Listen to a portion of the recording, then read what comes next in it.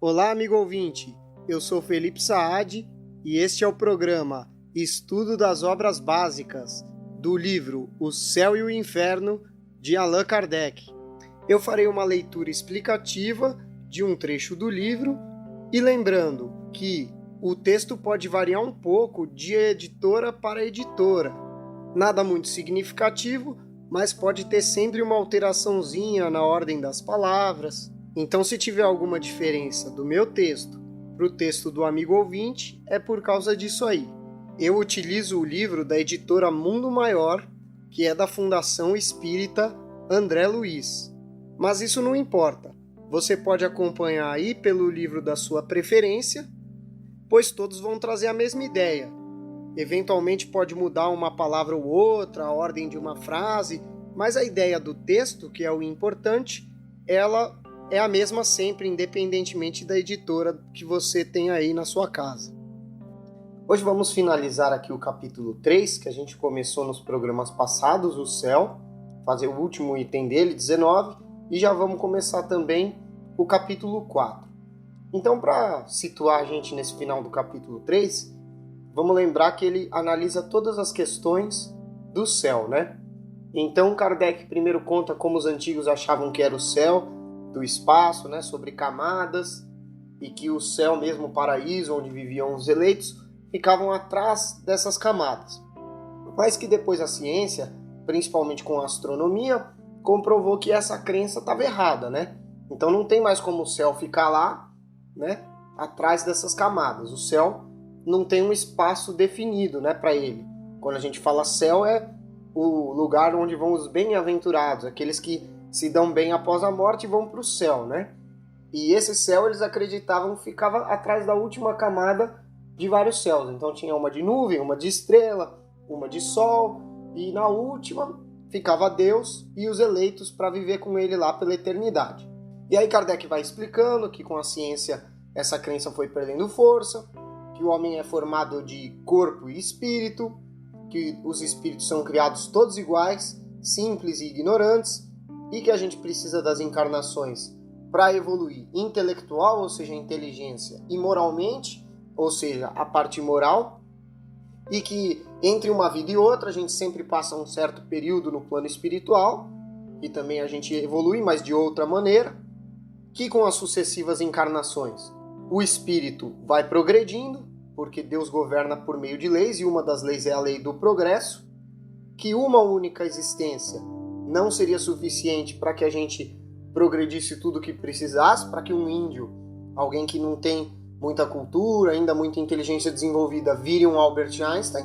Não bastaria apenas uma encarnação, que essa encarnação ela pode acontecer na Terra ou em outro planeta similar à Terra, né? Se o espírito estiver nesse mesmo nível evolutivo, então vai para um planeta parecido com a Terra, de mesmo nível que a Terra, né? E que o espírito feliz é feliz não por ficar parado, né, numa ociosidade, ou seja, sem fazer nada, contemplativa, apenas contemplando e venerando Deus, mas que os espíritos felizes trabalham e trabalham muito, então eles que fazem que o universo tenha os eventos, as encarnações, as chuvas, as formações de planetas, eles que fazem, então eles trabalham em nome de Deus, para fazer cumprir as leis que Deus colocou, que com isso, cada espírito tem a sua atribuição, ou seja, sua missão, né? Que, claro, as grandes missões são confiadas aos espíritos superiores, e assim as menores aos espíritos menores. Aquele cara que nasceu numa tribo indígena, a missão dele muitas vezes é ensinar o amigo dele a pescar ou a caçar, né? E assim por diante. E que todos nós temos a nossa inteligência, com o nosso grau, e cada um colabora para a obra geral do universo. Então, cada um coopera um pouquinho para que o universo esteja sempre em harmonia, né? Ou seja, tudo sempre se encaixe perfeitamente. E que a felicidade que é obtida com a evolução do espírito, ela não é egoísta, ela não é apenas para si, como dão a entender a maioria das religiões, né? Com essa ociosidade contemplativa no céu que eles acreditam. Ela, ao contrário, os espíritos felizes e superiores, os espíritos superiores, né, evoluídos, eles são felizes. E são felizes por poder ajudar os outros. Então eles ajudam muito os outros e com isso eles são felizes.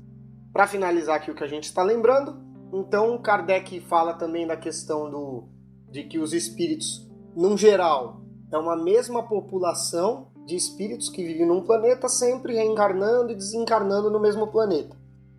A gente sabe, né, por outros livros, como Os Exilados de Capela, que de vez em quando tem grandes migrações.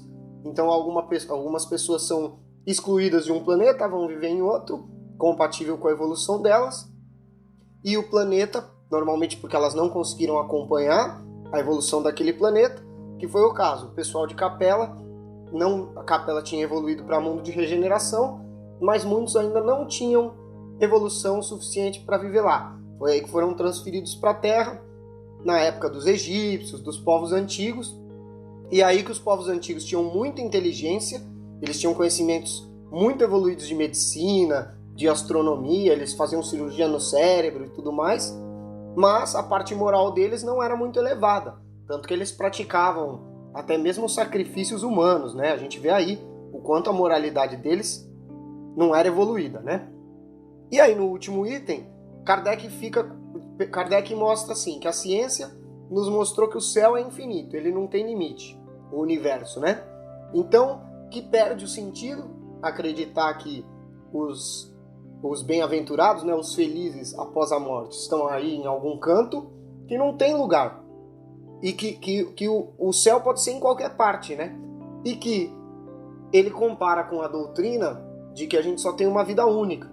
E aí ele mostra, claro que a doutrina espírita mostra que Deus é grande, Deus é justo, Deus é bom. Ela vai de acordo com a nossa razão, depois ela vai de acordo com o que os espíritos nos passam, e por último ela concorda com o progresso da ciência. Diferentemente da outra crença geral, né? Não estamos falando especificamente de um ou outro, nem falando mal de ninguém, mas que olhando essas duas, uma que nos traz um Deus gigante, que é o Espiritismo, e a outra que deixa Deus pequeno, como se ele não fosse tão poderoso, como se ele fosse desafiado pelo demônio, como se ele não tivesse criado a morte foi um descuido dele, entre aspas, né? Qual dessas parece a mais lógica? É claro que é a doutrina espírita. Então vamos lá continuar aqui esse capítulo no item 19. Mas então, por que Deus, desde o início, não revelou toda a verdade? Então, por que logo lá na primeira revelação, na época de Moisés, ou para os primeiros profetas que vieram antes de Moisés, por que Deus não já falou tudo? Não já falou que nós temos espíritos, que a gente reencarna e desencarna, que a gente vive em outros planetas e tudo mais? Pela mesma razão que não se ensina na infância o que se ensina na maturidade. Ou seja, pelo mesmo motivo que a gente não dá aula de educação sexual para uma criança de 4 anos. Ninguém vai falar de sexo para uma criança de 4 anos. Né? Quando a criança pergunta, a gente fala aquela história da sementinha que o pai pôs na mãe e tudo mais, mas ninguém vai falar profundamente de sexualidade ou de qualquer outro tema mais complexo para uma criança, né? Ninguém vai pôr lá os órgãos para ela entender aquilo tudo. Por que a gente não faz isso? Para não passar a carroça na frente dos bois, né? Como a gente costuma falar. Então, se a gente que é limitado já faz isso, já toma esses cuidados na hora de revelar as coisas para uma criança, imagine Deus, né? Que não erra, que é perfeito, que é a suprema inteligência, né? Então é claro que ele não ia fazer uma besteira dessa. Então a revelação restrita era suficiente, ou seja, revelar apenas um pouco. Ela era suficiente. Por quê? Durante um período da humanidade. Por quê? Porque era o que satisfazia aquelas inteligências daquela época atrasada, né? Deus revela gradativamente, ou seja, aos poucos, as forças do Espírito. Então, aos poucos, a humanidade vai tendo revelações. Então, a primeira grande revelação foi a de Moisés. Claro que existem outros profetas, outras linhas religiosas, mas seguindo aqui nos traz para a doutrina espírita, né? A primeira é a de Moisés, que fala de Deus único, criador de todas as coisas, e dos 10 mandamentos. Ele impõe para nós uma lei de justiça, Então nós, com esse senso de justiça de Deus, a gente se inibe de fazer coisas ruins, então é uma coisa que nos barra de fora para dentro. Depois da segunda revelação, vem Jesus, com a lei do amor e da caridade, e aí com essa lei do amor, é ao contrário, a gente muda de dentro para fora. Então, a gente, por amar, muda a atitude com o próximo, né? Por amar, por querer fazer a caridade. E por fim, a terceira revelação, que é o Espiritismo. O Espiritismo vem trazer coisas que Jesus não podia explicar na época. Não podia por quê? Por esses motivos que a gente está vendo aqui nesse item.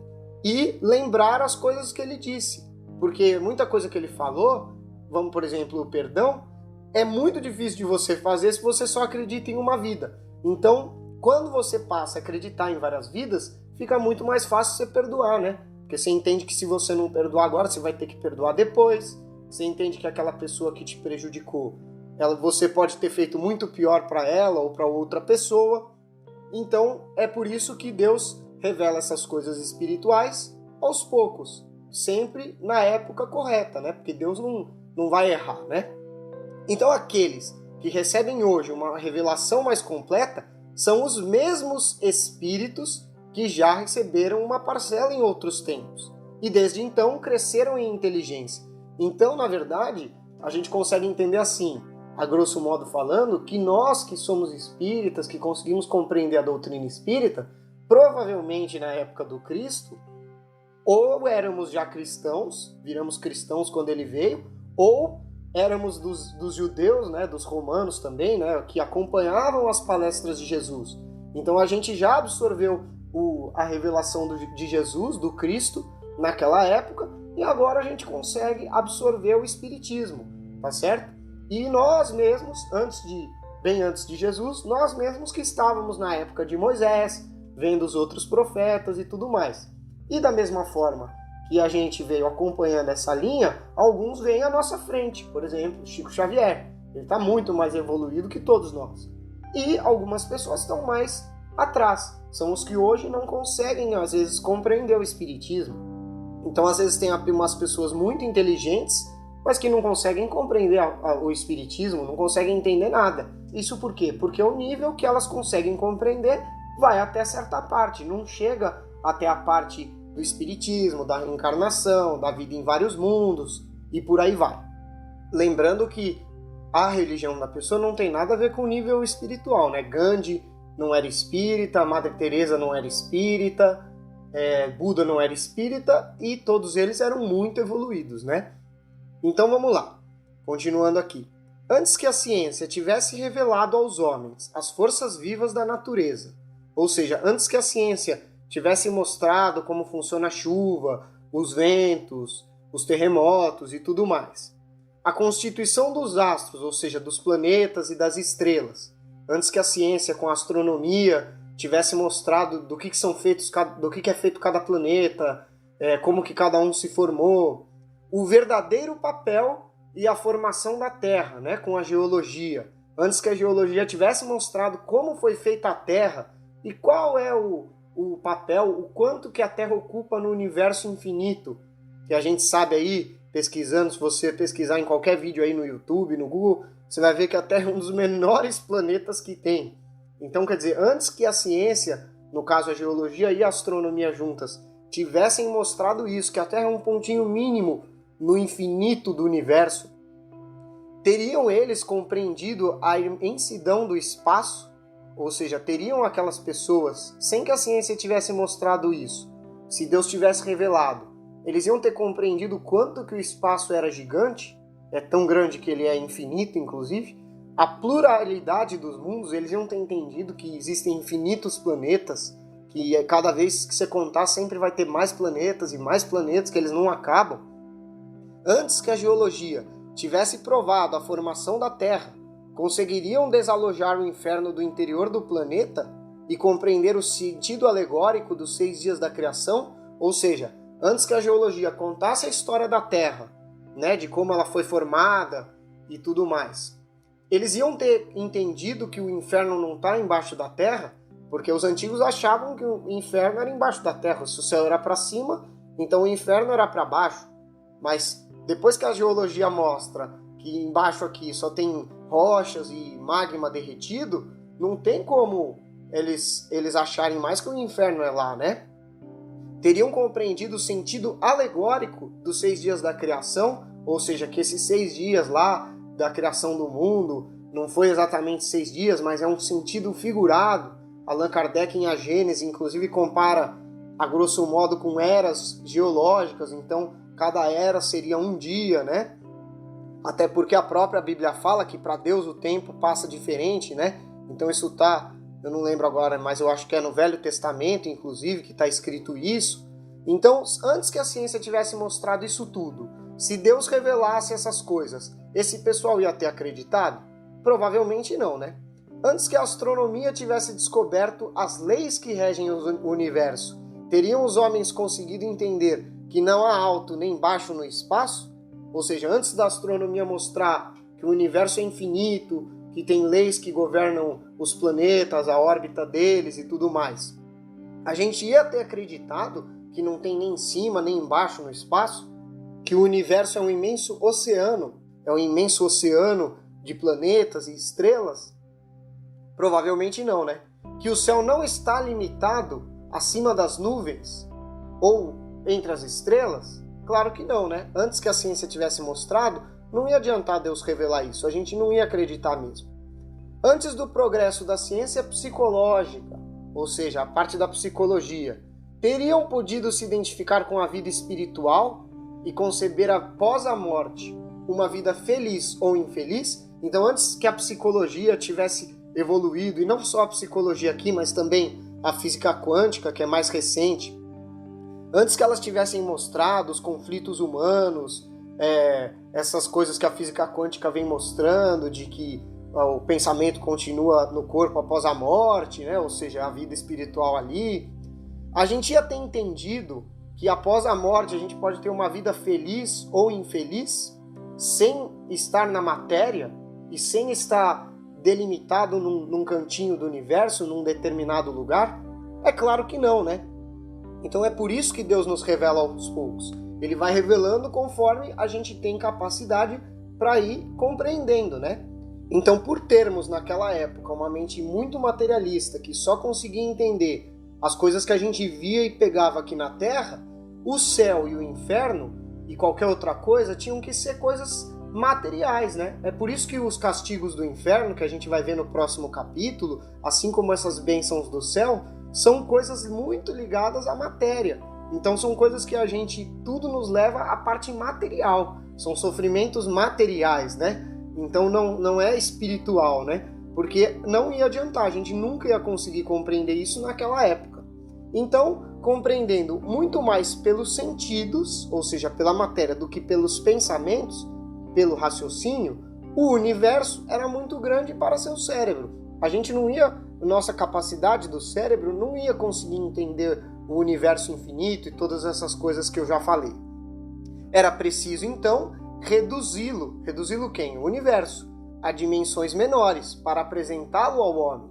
Então, foi diminuído, entre aspas, o tamanho do universo, disseram para ele, o universo é pequenininho, e apresentaram para o homem, né? Falando naquela história dos 6 dias, que a Terra foi criada em 6 dias, não fala dos outros planetas, não fala de vida em outros planetas. Então, foi muito reduzido para que pudesse ser entregue isso ao homem e nós pudéssemos compreender isso naquela época. Nós, porque, como eu já falei, éramos nós que estávamos nas épocas antigas, né? E mais tarde, aumentar as proporções do universo. Ou seja, o universo era infinito. Deus e os espíritos de luz sabem disso, claro. Porque eles sabem, os espíritos de luz sabem a maior parte das coisas. E Deus sabe tudo. Então, para eles fizeram com que o homem, inspiraram o homem de que o universo era menor. Para quê? Para que nós pudéssemos, na época, compreender. E depois, aos poucos, a gente foi entendendo que era maior, descobrimos outros planetas, descobrimos depois que o universo é infinito. Até hoje a gente não consegue entender muito bem esse conceito de que o universo é infinito. Se a gente começa a pensar, fica meio difícil, né, de entender. Mas como é infinito? Ele não acaba? Não acaba. Agora eu não sei explicar isso, porque a minha inteligência não tem essa capacidade. Então vamos lá. Uma parte da revelação naquele momento era útil e sábia, mas hoje é insuficiente. Então essa revelação dos 6 dias, do Adão e Eva e tudo mais, naquela época ela tinha uma utilidade e ela era correta, então ela era útil e sábia. Porém hoje ela é insuficiente, porque com os conhecimentos da geologia, astronomia, biologia, que mostrou a evolução das espécies até chegar no homem e todas as outras ciências, isso tudo fica muito fraco para nossa mente. Então a gente não consegue mais acreditar naquela versão do Adão e Eva, nas outras coisas também. Então a gente tem que procurar um sentido alegórico nessas coisas, né? Que Allan Kardec explica muito bem na codificação esses itens aí, principalmente no livro A Gênese.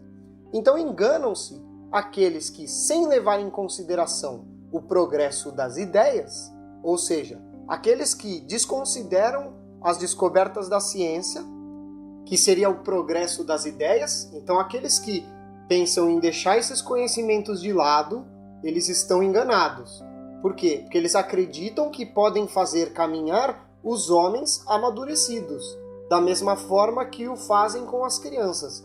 Então naquela época, antigamente, não tinham os conhecimentos da ciência, então a humanidade acreditava nessas coisas. Só que agora, já com esses conhecimentos, esse progresso de ideias, fica impossível fazer com que essas ideias de homens amadurecidos continuem caminhando da mesma forma que faziam quando eram crianças. Crianças éramos lá, no começo, quando tivemos essas revelações pela metade ou distorcidas um pouco, faltando alguns detalhes importantes. E os homens que acreditam que vão conseguir fazer com que a humanidade de hoje acredite em algo que era para nós naquela época, eles estão enganados. É claro que estão. Seria a mesma coisa naquela comparação que eu dei da educação sexual, já numa fase mais adulta ou na adolescência, você falar para um adolescente a história da sementinha, do homem e da mulher. Claro que ele não vai acreditar, ele vai falar, isso que ele está falando não tem sentido nenhum. Então aquela história que servia quando era criança, para satisfazer a inteligência da criança, aquela resposta, já não serve mais para o adolescente, e muito menos para o adulto. E é aí que nós, agora, na humanidade, com toda a tecnologia, os conhecimentos que temos, de todas as ciências, aí, os vários campos, como eu já falei, depois de tudo isso, vai querer que a gente acredite que a Terra foi feita em 6 dias, que o homem foi feito, a mulher foi feita da costela do homem e tudo mais? Fica impossível acreditar nisso, né? E com isso a gente encerra esse capítulo. Então vamos lá ao capítulo 4, o inferno. No anterior a gente viu as questões referentes ao céu, então agora vamos ver referentes ao inferno. E os itens vão ser intuição das penas futuras, inferno cristão imita o inferno pagão, os limbos, quadro do inferno pagão e quadro do inferno cristão. Então no final desse capítulo ele vai apresentar como era o inferno dos pagãos e depois como é o inferno dos cristãos, tá certo? E então Kardec vai analisar aí, item a item, muito bem detalhado, é claro. Então vamos para o primeiro. Intuição das penas futuras. Item 1. Em todos os tempos, o homem acreditou, por intuição, que a vida futura deveria ser feliz ou infeliz, de acordo com o bem ou o mal que tivesse feito neste mundo. Isso quer dizer o quê?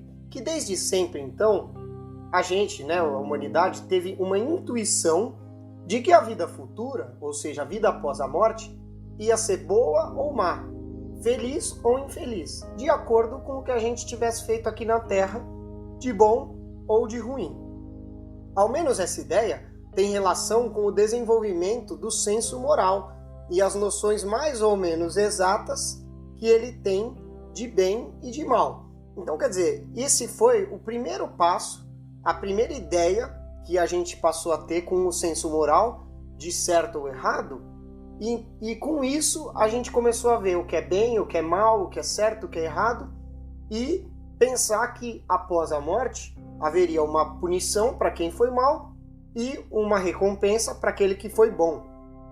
Então, os sofrimentos e as recompensas são reflexos de seus instintos predominantes, ou seja, o sofrimento após a morte ou a recompensa, que seria ir para o inferno ou para o céu, né, para aquele pessoal que não conseguia entender a vida espiritual como ela é, isso daí é um reflexo de um instinto que ele já tem naturalmente. Assim, povos guerreiros têm como extrema felicidade as honras recebidas por bravura. Exatamente, então quer dizer, um povo que era de guerra, para ele o céu era ser condecorado por ser corajoso, por ser forte, receber homenagens, né? Os caçadores, pela abundância de animais. Então, um povo que gostava muito de caça, que era bom nisso, para eles o céu era chegar lá e ter um monte de animal lá para eles comerem, para eles se aproveitarem do couro, para fazer casacos e tudo mais. Os povos sensuais, pelas delícias da volúpia. Volúpia é um desejo sexual exagerado, né? As coisas vulgares e tal. Então os povos sensuais, aqueles que valorizavam esse tipo de coisa, para eles o paraíso era um bando de coisas assim, sexuais, né? Então era uma orgia, vamos dizer, né? O termo é esse mesmo. Então, quanto mais o homem é dominado pela matéria, ou seja, quanto mais ligado a essas coisas, esses exemplos que Kardec deu, mas poderia ser outras situações também, menos ele pode compreender a espiritualidade. É por isso que o quadro, que se faz de penas e de prazeres, é mais material do que espiritual. Então o que acontece? Esse tipo de povo primitivo, ele era mais ligado nas coisas materiais do que nas espirituais, não tenha dúvida.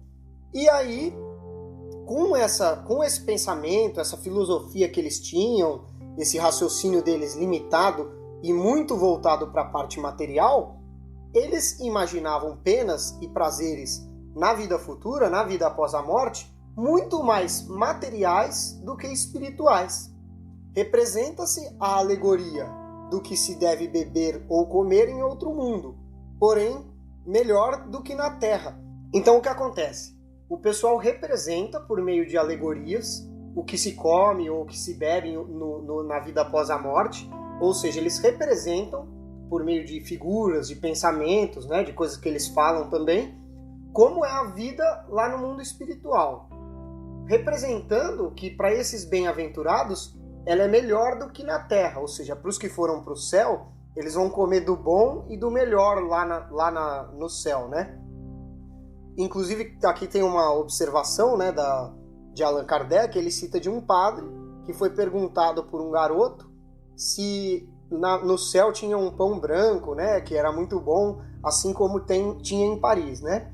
E aí o padre provavelmente respondeu que lá no céu eles comem coisas ainda melhores, em abundância, comem sempre e muito, e comem coisas mais gostosas ainda do que esse pão, né? Isso aqui é um comentário meu, é o que eu imagino que o padre deve ter respondido quando se referiu ao céu. Então, quer dizer, a gente vê aí que o céu e o inferno, eles trazem coisas materiais, porque comer é algo material, né? Concorda que se você está lá no céu, você não precisa de chocolate, pode ser o melhor chocolate do mundo. Você não vai precisar dele para se satisfazer, né? Se você for, claro, um espírito evoluído. A gente sabe que os espíritos que ainda estão um pouco atrasados, eles ainda são ligados nas coisas materiais. Desde a alimentação, que é uma coisa menos grave, até cigarros, bebidas, drogas, sexo desregrado, né? Então é aí que muitos deles obsediam as pessoas aqui, os encarnados, e praticam o vampirismo. Então quando o viciado pratica aquele ato vicioso, muitas vezes esse espírito desencarnado que está vampirizando ele suga as energias dele, como se os dois estivessem bebendo ou usando droga simultaneamente. Mais tarde, se encontra nas crenças que se referem ao futuro uma mistura de espiritualidade e materialidade. Então, conforme o tempo, o progresso vai andando junto com as crenças, né? A lei do progresso também atinge as crenças, então passa-se a se ter uma vida após a morte que é um pouco espiritual e um pouco material. Ela não é igual à anterior que a gente viu, que é somente material, e também ainda não é como a que a doutrina espírita nos traz, que é puramente espiritual. Mas ela já está no meio do caminho, né? Ela já é metade, ou ao menos é uma mistura, né? Que não seja meio a meio, mas já é uma mistura. É assim que ao lado da beatitude contemplativa, ou seja, a beatitude é você ficar lá venerando Deus e contemplando Ele. Isso é a beatitude contemplativa, sem fazer mais nada, né? Que seria o que os espíritos fazem no céu. Se colocam no inferno com torturas físicas. Então, nesse caso, a gente tem no inferno a materialidade, que é o sofrimento físico, e tem no céu a beatitude contemplativa, que seria algo totalmente espiritual. E tem dois. Podendo apenas compreender o que via, naturalmente o homem primitivo calcou seu futuro no presente. O que é calcar? É comprimir. Então ele reduziu a ideia, né, do que seria a vida futura, a vida após a morte, e baseou ela no que ele via no seu presente. E o que ele via no seu presente? Aquilo que ele entendia. Então, devido à inteligência não muito elevada, ele conseguia compreender poucas coisas. E aí, com essas poucas coisas, ele baseou a ideia da vida futura, da vida após a morte, em cima do que ele via, do que ele conseguia entender aqui, da vida presente, aqui na matéria, aqui na Terra. Para compreender coisas diferentes, seria necessário um desenvolvimento que só alcançaria com o tempo. Então, para entender coisas mais complexas, ia precisar que ele tivesse se desenvolvido. E como que ele ia conseguir se desenvolver? Com o tempo, né? Desenvolvendo a inteligência, os conhecimentos, a moralidade. Então aí sim ele começa a compreender uma coisa maior do que isso que ele entendia antes. Também o quadro que se representa sobre os castigos na vida futura é o reflexo dos males da humanidade em grande proporção. Todas as torturas, os suplícios e as aflições que se encontram na Terra. Então, o que acontece? Toda essa interpretação, essa coisa que o homem imaginou sobre o castigo no inferno, nada mais é do que um reflexo do que já tem de ruim aqui na humanidade. Ou seja, um reflexo dos males da humanidade, em grande proporção. Ou seja, lá no inferno era muito pior. Então, grandes torturas, ou seja, grandes sofrimentos, os suplícios, ou seja, os martírios, né? As aflições, ou seja, as coisas que nos incomodam, que se encontram aqui na Terra, a gente tinha lá também no inferno. Foi isso que a gente, da humanidade na época, imaginou que seria no inferno. Só que, claro que no inferno tudo era muito pior do que aqui, né? Não era tão fraco quanto aqui. Lá o sofrimento era constante, ou seja, sempre e eterno. Então, para sempre, né? Foi isso que nós, que éramos a humanidade naquela época, imaginamos. Dentro do que a gente tinha de conhecimento, né? Então, assim, nas regiões quentes, o homem imaginou um inferno de fogo. Então, aqueles que moravam em locais quentes, como, por exemplo, onde viveu Moisés e Jesus, ali na região do Oriente Médio, ali eles sofriam com o calor. Então, eles pensavam num inferno onde o calor era imenso, que seria um inferno de fogo. Nas regiões setentoriais, um inferno de gelo, ou seja, aqueles povos que viviam nos polos, principalmente ali o Polo Norte, né, que sempre foi mais habitado, esse pessoal imaginava um inferno de gelo. Para eles o sofrimento era o frio. Então eles imaginavam que a morte, a vida após a morte, para aquele que não foi bom, era congelante. Eles se imaginavam num gelo terrível, né, que não acaba e muito forte. Como ainda não tinha desenvolvido o sentido que o faria compreender as coisas espirituais, então como a gente ainda não tinha nível evolutivo para entender as coisas do espírito, do mundo espiritual, né, só podia entender penas materiais. Então se a gente não conseguia imaginar as coisas do espírito, a gente só conseguia compreender as da matéria. E se só conseguia compreender as da matéria, o inferno tinha que ter penas materiais, né? Lógico, que seria algo que a gente poderia compreender naquela época. É por isso que, apesar de algumas diferenças de forma, o inferno é semelhante em todas as religiões. Eu não vou entrar aqui em como é o inferno em cada religião, até porque eu entendo mesmo é do espiritismo, então não posso ficar falando do que eu não entendo. Mas é o que Kardec está dizendo aqui, e com certeza é verdade. Isso quer dizer o quê? Que os infernos eles eram diferentes. Então uma crença acredita num inferno de fogo, a outra um inferno de gelo, a outra um inferno de fome, né, de passar fome, não ter comida. Então cada um é um pouco diferente na forma, porém ele é semelhante em todas as religiões. Todas falam de um sofrimento eterno, um sofrimento muito grande, que não vai acabar nunca, vai ser para sempre, e todas essas coisas aí. O inferno cristão imita o pagão. Antes de eu começar a leitura, eu vou chamar a atenção aqui para uma coisa. A gente vai observar em alguns trechos, que até Kardec destaca, que o inferno pagão era até mais justo e, vamos dizer, melhor que o inferno cristão. A visão do inferno cristão é pior que a dos pagãos. Mas a gente vai ver ao longo do texto aí. Então, item 3. O inferno dos pagãos, descrito e dramatizado pelos poetas, foi o modelo mais grandioso do gênero e se perpetuou entre os cristãos. Ou seja, o inferno que os pagãos tinham descrito, e imaginado pelos poetas, eles também dramatizavam em teatros, enfim, em obras de arte, ele foi o maior modelo que se teve naquela época. E ele se perpetuou, ou seja, ele continuou com os cristãos, que também tiveram seus cantores poéticos. Ou seja, quando os cristãos pintam obras de arte, esculturas, peças de teatro representando o inferno, também é parecido com o dos pagãos, Comparando os dois, encontram-se muitas analogias, ou seja, muitas coisas que ambos possuem um pouquinho diferentes e tal, com exceção de nomes e algumas variantes de detalhes. Então é o que eu falei, é a mesma coisa, só que tem nomes diferentes e alguns detalhes diferentes também.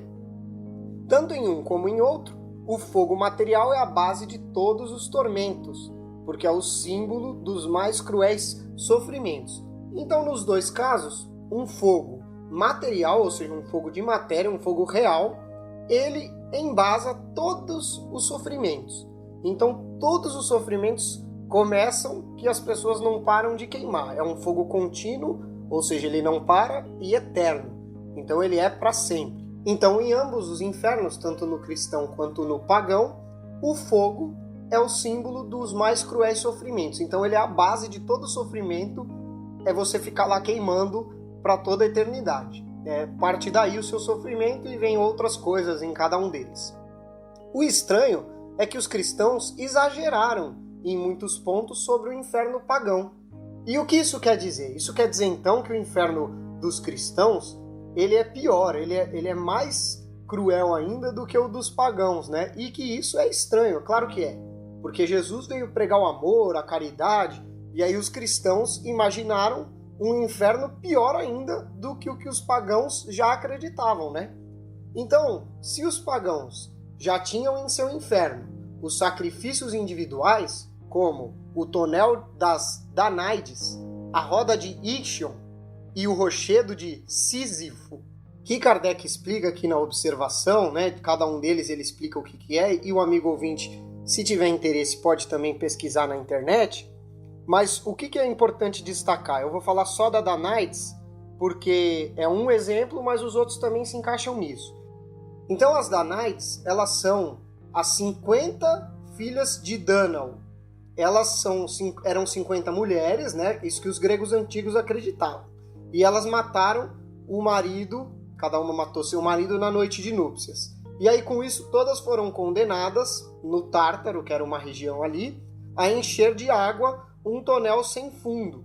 Então elas ficaram lá, é uma região que existe, ela é fisicamente, existe essa região, o pessoal via ali, e para ali elas estavam ali condenadas a ficar enchendo de água um tonel sem fundo. Ou seja, vão ficar para sempre fazendo isso e nunca vão conseguir, Porque se é um barril, um tonel sem fundo, você vai ficar enchendo e a água sempre passa para baixo e nunca você vai conseguir encher ele. Então é uma pena individual para o erro delas. Cada uma tem uma punição. Assim como a roda de Ixion e o rochedo de Sísifo. Então quer dizer, todos esses cometeram algum erro e tiveram uma punição específica para cada um deles. Depois, se interessar para o amigo ouvinte, ele pode pesquisar. Eu não vou ficar falando porque não é o assunto principal nosso aqui e também a gente vai perder muito tempo em cima disso.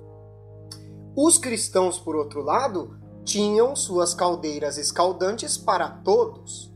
Ou seja, enquanto os pagãos acreditavam numa punição específica para o erro de cada um, os cristãos achavam que todo mundo ficava dentro de uma mesma caldeira, de uma mesma panela fervendo, com água fervendo e queimando e cozinhando a gente lá o tempo todo. Então, uma mesma panela para todos, independentemente do erro que a pessoa cometeu. Então aí a gente já vê que o inferno pagão já está mais correto que o inferno cristão, né? A punição dos pagãos era específica para o erro da pessoa, não coletivo, não era todo mundo com a mesma punição. E além disso, olha só, além de estarem numa panela fervendo, as tampas dessas panelas eram levantadas pelos anjos, os anjos que vinham do céu, eles levantavam as tampas dessas panelas, com todo mundo cozinhando lá, para ver as contorções dos condenados. Isso foi falado por um padre numa pregação em Montpellier, em 1860, na França, segundo a observação aqui que Allan Kardec colocou. Então, como se não bastasse, a pessoa está lá na panela cozinhando, vem o anjo, que teoricamente é um cara evoluído, é um espírito evoluído que está no céu, e ele levanta essas panelas para que eles possam ver os outros ali que estão no inferno sofrendo e cujos gemidos Deus ouve sem piedade por toda a eternidade. Então, como se não bastasse os anjos quererem ver, Deus quer que levante aquela tampa para que ele possa escutar os gemidos dos sofrimentos das pessoas. Então, tá tudo errado, né? Porque primeiro, Deus, ele poderia ouvir qualquer coisa que ele quisesse. Ele não precisa que tire uma tampa para ele ouvir o que as pessoas estão gemendo lá. E segundo, Deus não ia ficar satisfeito de ficar ouvindo gemidos sem piedade, ou seja, sem ter a menor dó, e por toda a eternidade, ou seja, ele quer ficar ouvindo aquilo ali para sempre, aquela pessoa sofrendo para sempre. Isso vai totalmente contrário à ideia de Deus, porque se Deus existe, é óbvio que ele é bom, é óbvio que ele é piedoso, é óbvio que ele não quer que a gente fique sofrendo, né? Então, a gente vê aí que essa teoria aqui cristã não tem sentido nenhum. Nunca os pagãos pintaram os habitantes dos Campos Elíseos, ou seja, aqueles que estavam no céu dos pagãos, olhando para os suplícios daqueles que estariam no Tártaro. Ou seja, nunca que a crença pagã falou que os espíritos que estavam no céu ficavam olhando e assistindo e se divertindo com o sofrimento dos que estavam no inferno. Você vê aí, mais uma vez, o inferno pagão está melhor representado do que o inferno dos cristãos, né? E aí Kardec põe aqui uma observação de uma coisa que foi dita por São Tomás de Aquino, né? Ele é santo para a Igreja Católica, e ele diz o seguinte, que os bem-aventurados, ou seja, aqueles que estão no céu, sem sair do lugar que ocupam, ou seja, lá do céu mesmo, poderão de alguma forma, por sua inteligência e poder de visão, ou seja, eles têm capacidade para, sem sair do lugar, ir até onde estão os condenados, ou seja, ir lá para o inferno e observar suas torturas, que seriam seus sofrimentos. E vendo a indescritível calamidade dos ímpios, ou seja, vendo esse sofrimento indescritível, que não dá nem para descrever, dessas almas sofredoras, não só não sentirão qualquer pena, ou seja, eles vão ver isso e não vão ter pena nenhuma daqueles caras, como também serão tomados pela alegria, ou seja, eles vão ficar felizes e agradecerão a Deus por sua própria felicidade. Então um anjo, que é um espírito bom, que está no céu, ele vai ficar contente. Ele primeiro não vai se importar do outro estar lá fritando para sempre naquela panela. E segundo, ele vai ficar alegre e vai agradecer a Deus por ele estar lá bem e o outro está lá embaixo sofrendo tudo aquilo. É óbvio que isso não tem sentido nenhum, né? E mais uma vez, o inferno cristão está pior representado do que o inferno pagão, porque os pagãos não acreditavam nisso. Para os pagãos, quem estava no inferno estava lá, quem estava no céu estava lá. Mas um não podia ver o outro e muito menos ficar contente com a situação do sofrimento do outro. Item 4. Assim como os pagãos, os cristãos também têm o seu rei do inferno, que é Satã. Então lá também, ambos os infernos têm lá o que seria o governador do inferno. Mas com a diferença que Plutão, que seria esse rei do inferno dos pagãos, né, não era maldoso e se limitava a governar o império das sombras, para o qual foi escolhido em uma partilha. Então, o demônio, né, que seria lá o chefe do inferno dos pagãos, ele se chama Plutão. E ele não é maldoso. Ele apenas se limita, ou seja, ele se restringe a governar o império ali dele, que seria o inferno, para o qual ele foi escolhido em uma partilha. Então, dividiram lá os terrenos e deram um inferno para ele governar. E aí ele cuida de governar o inferno, assim como o Satã. Mas a gente vai ver agora que o Satã é muito pior que o Plutão. Sua missão, a de Plutão, era ali reter aqueles que tinham praticado o mal. Ou seja, o objetivo dele era não deixar ninguém sair do inferno, mas, de forma alguma, induzir os homens a serem maus. Então ele nunca foi nos homens aqui da Terra e ficou induzindo eles a errarem, a fazer maldades, para que fossem para o inferno após a sua morte, pelo simples prazer de fazê-los sofrer. Então ele não vem aqui na Terra ficar recrutando gente, instigando, ou seja, incentivando as pessoas a fazer maldade, para que elas, ao morrer, entrem no inferno e ele possa torturar elas lá. Não, ele só fica mesmo governando lá o inferno. Já Satã, ou seja, o demônio dos cristãos, recruta por toda a parte as vítimas, que tem prazer de atormentar e jogar no fogo do inferno, por sua legião de demônios armados de foices. Então, quer dizer, o demônio cristão, ele além de governar o inferno, ele sai de lá e recruta por toda a parte suas vítimas. Como? Fazendo elas fazerem maldades, né? Coisas erradas.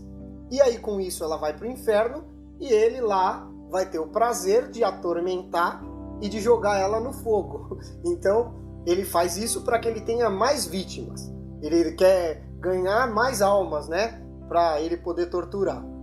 Ele com a sua legião de demônios armados de foices, né? Então a gente vê aí que o demônio e o inferno dos cristãos é pior que o dos pagãos, né? E isso, além de ser um cenário pior, né, no sentido de que há mais maldade no inferno, ele é pior também representado, porque a punição é a mesma, independentemente do erro que a pessoa cometeu aqui. No inferno pagão não era assim, né? Como a gente viu com os exemplos que Kardec colocou.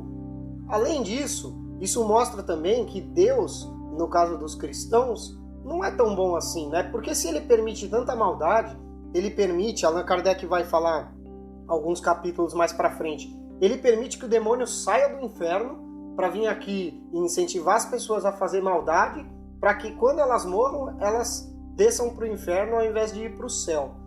Que Deus mau, né? Que permite uma coisa dessas. Então, aí a gente já vê que Deus também não está bem representado nessa teoria. Então, tem se discutido muito sobre qual seria a natureza deste fogo que queima sem parar sobre os condenados, sem jamais se extinguir.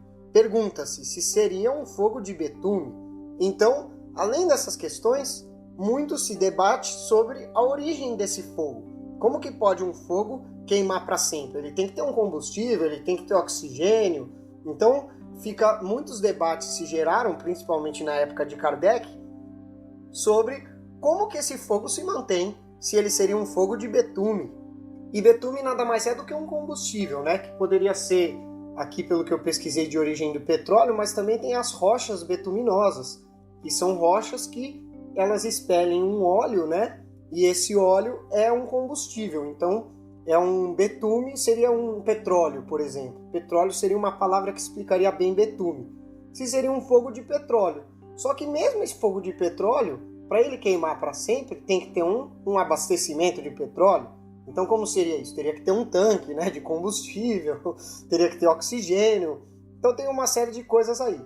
O inferno cristão não é em nada inferior ao pagão. Ou seja, ambos são muito mal representados devido à limitação intelectual, né, a inteligência e aos conhecimentos que se tinham nas épocas. As mesmas considerações com que os antigos localizavam um lugar de felicidade eram usadas para circunscrever um local de suplícios. Então, os mesmos itens que a gente viu no capítulo anterior, que o pessoal de antigamente achava que o lugar dos felizes após a morte era no céu, os mesmos motivos levavam eles a determinar que havia também um lugar para os sofrimentos, para aqueles que iam para o inferno. O primeiro estava localizado em regiões superiores, ou seja, o céu, para cima. E naturalmente, se o bom está em cima, onde que vai estar o ruim? O segundo, em regiões inferiores, isso é, no centro da Terra. E não só no centro, porque eles não sabiam que a Terra era redonda, Eles achavam que a Terra era plana. Então, nesse centro seria um nível para baixo, Vamos dizer que a gente descia um andar e ia para o inferno, que era no centro da Terra, onde se acreditava existirem cavidades sombrias e de aspecto terrível, que serviam como porta de entrada. Então, eles achavam que fisicamente existiam lugares, cavernas, cavidades muito feias e sombrias que eram o acesso para o inferno, eram a porta de entrada. Este seria o lugar onde os cristãos colocaram por muito tempo os condenados. Então, era para baixo, Além disso, como eles imaginavam que para baixo tinha fogo, por causa da lava vulcânica, o pouco que eles conheciam de vulcão, de geologia, mas isso também ajudava eles a achar que o cara que estava lá embaixo ficava queimando no fogo, Sem falar que isso comprova também que para eles o inferno era um local físico, Onde dava para você descer por meio dessas cavernas. E depois a geologia e o conhecimento que a gente tem hoje da geografia da Terra mostra que não tem nada disso, Nem tem nada lá embaixo. Lá só tem magma, rocha derretida, depois vem camadas de rocha sólida, depois vem o solo e por aí vai, Por isso que a geologia está aí para mostrar esses conhecimentos para a gente. Há ainda outra analogia com relação a esse assunto, ou seja, outra comparação. O inferno dos pagãos encerrava de um lado os Campos Elíseos e do outro o Tártaro. O Olimpo, lugar dos deuses e dos homens divinizados, ficava nas regiões superiores. Então, quer dizer, o lugar onde ficavam os anjos, deuses, e tudo mais, que era o Olimpo, eram em lugares acima. E o inferno e os Campos Elíseos embaixo. Então, nessas regiões, mais uma vez o céu estava em cima e o inferno embaixo, para os pagãos também. E não só para os cristãos, tem esse pensamento aí.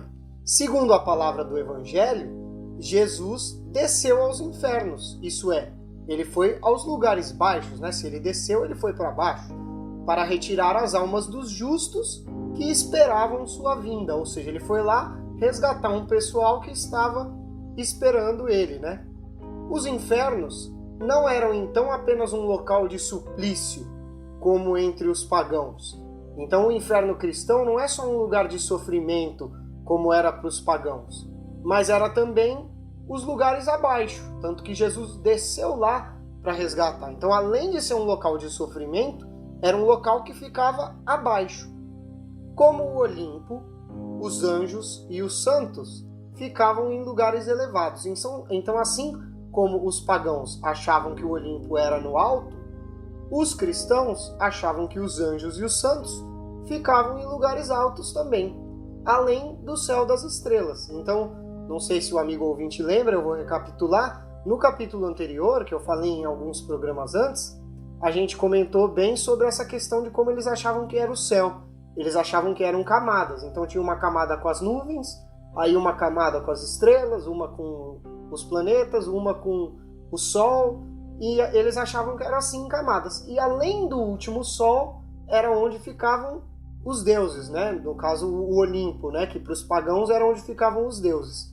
E os cristãos colocaram nesse mesmo lugar, eles idealizaram que lá ficavam os anjos e os santos, que se julgavam um espaço limitado, ou seja, eles ficavam em uma região existente e delimitada. É a área que vocês ficam, entendeu? Então era assim. O nosso tempo está acabando, então o item 6 vai ter que ficar para o próximo programa. Com isso encerramos o programa de hoje, agradecemos ao amigo ouvinte e pedimos que Deus, o nosso Mestre Jesus e os Espíritos de luz iluminem a todos nós. Que assim seja.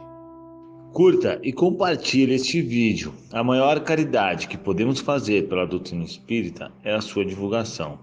Assim daremos a oportunidade para os outros conhecerem também o Espiritismo. Até a próxima, amigos.